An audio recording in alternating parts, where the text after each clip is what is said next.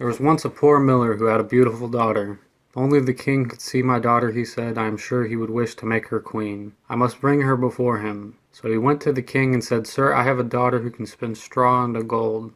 That is an art which pleases me, said the king. Bring her to my castle tomorrow morning, and I will try what she can do. When she came, the king did not even look at her. He had her sent into a room heaped with straw, and there was set a spinning wheel. Then the king came to the door. Begin to work at once, he said. If you do not spin all the straw into gold before sunrise, you shall die. Then he locked the door and left her alone. The poor girl sat looking at the straw. She did not know how to spin, much less how to turn straw into gold. She sat a while thinking of the king's words, and then she began to weep. The door opened and a little man hopped in. Good evening, miller's daughter, he said. Why do you weep? Oh, she said, if I do not spin the straw into gold, I must die, and I know not even how to spin. What will you give me to spin for you? Asked the little man. My neck ribbon, she said. The little man seated himself before the wheel and took up a handful of straw. Whir, whir, whir, the spool was full of gold. He spun till all the straw was gone, and all the spools were full of gold. Then he took the neck ribbon and went away. At sunrise the king came and opened the door. His eyes caught the glitter of gold. He looked at it, and not once at the spinner. He showed her still a larger room full of gold. If you love your life, he said, spin this straw, too, into gold. When he left her, the maiden could only weep. She knew very well that she could never fulfill the task. Soon the same little old man came into the room. What will you give me if I spin for you again? The ring for my finger, said the maiden. He seated himself again at the spinning wheel. Whir, whir, whir, soon all the straw was spun into gold. Then he took the ring from her finger and went away. The king came at sunrise to see the gold. He looked at it, and he looked too at the beautiful maiden. Then he led her into a third room, larger than either of the others. It also was full of straw. You must spin for me one more night, he said.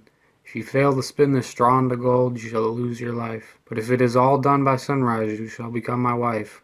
True, she is a miller's daughter, said the king to himself, but she is beautiful as the day, and no queen has more wealth than comes from her fingers. When the maiden was left alone in the room, the little old man came as before. What will you give me if I spin for you this third time? He asked. I have nothing left that I can give, said the maiden. There is only one thing, only one, for which I will spin tonight, said the little old man.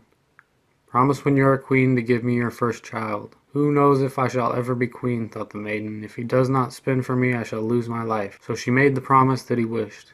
At once the little old man set to work and spun and spun. In the morning the king came and found the great room full of gold. Then he took the miller's daughter by the hand and led her out to be made queen. About a year after this, the queen had a beautiful little son. She sat with him in her arms. One night the little old man came into the room. Now keep your promise, he said, holding out his arms for the child. The queen wept and begged him not to take her little son. In vain she offered to give instead all the golden treasure in the kingdom. At last he said, I will give you 3 days in which to find out my name. If you can do that, you shall keep your child. If not, you must give him up to me without one word. The queen lay awake all night thinking over all the names she had ever heard. In the morning she sent swift runners over the country to learn the names by which men were called. The next night the little man came again to her room. She repeated all the names that she knew, but he only laughed and said, No, not one of these is my name. The next day the queen sent out to learn all strange names and all nicknames.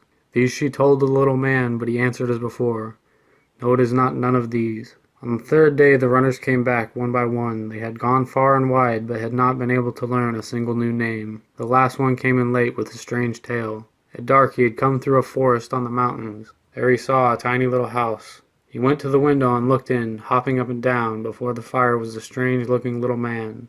As he hopped he sang, Today I brew, tomorrow I bake.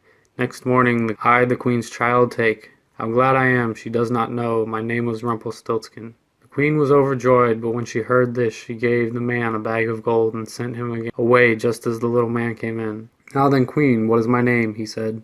Are you called Conrad? She asked. No. Henry? No. Then your name must be Rumpelstiltskin. The fairies must have told you that. The fairies must have told you that, he screamed, the little man. In his rage he stamped so hard with his right foot that he sank to his waist in the ground.